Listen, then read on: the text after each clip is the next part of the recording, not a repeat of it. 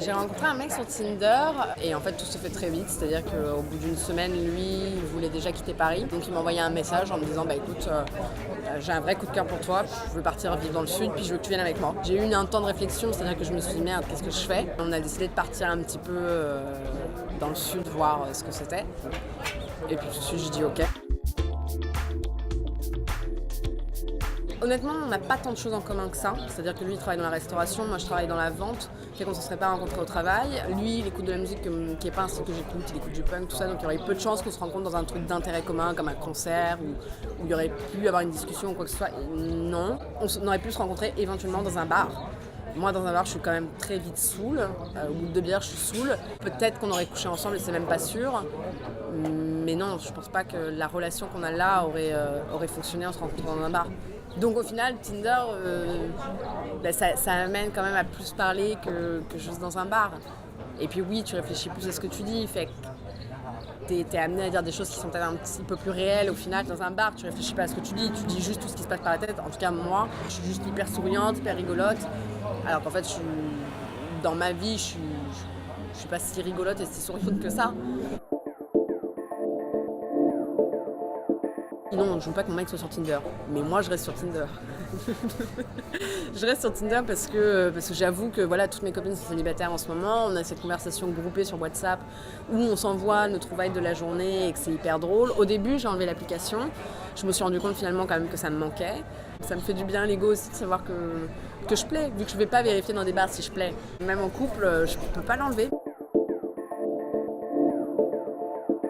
Le romantisme survit dans n'importe quoi. Ce garçon-là, je l'aurais pas rencontré s'il n'y avait pas eu Tinder. Et je trouve que ça, c'est beau d'être dévoué à quelqu'un, et aussi bien lui que moi, je pense que lui aussi, mais totalement dévoué sentimentalement, je pense que ça, c'est du vrai romantisme. Je trouve ça fort qu'on s'aime au point de tout balancer, de partir comme ça sans vraiment se connaître, alors qu'on aurait le choix de rester comme ça, à chercher plus beau, plus sympa, plus rigolo.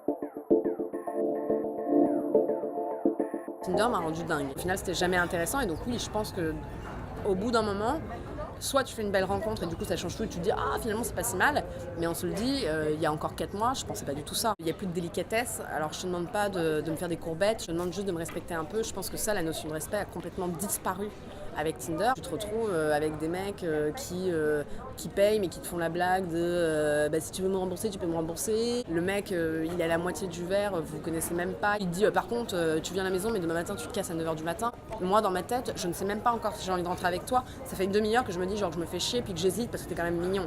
Et le mec t'envoie un SMS derrière en disant genre moi j'ai pas compris, c'était un peu bizarre à la fin. Tu sais, c'est même plus une histoire de séduction, de femme ou d'homme, c'est une histoire de genre humain. Je pense que les mecs se comportent pas bien, mais je pense que les mecs se comportent comme ils se sont toujours comportés, honnêtement. Moi, je vois par exemple de la relation de ma grand-mère et son mari, enfin avec mon grand-père.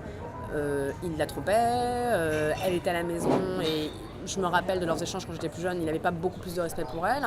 Ma mère, qui n'a pas connu Tinder non plus, a rencontré mon père sur Minitel Rose. C'était pas un mec qui avait beaucoup plus de respect non plus, il n'est pas resté, donc c'était pas un mec qui se comportait bien non plus.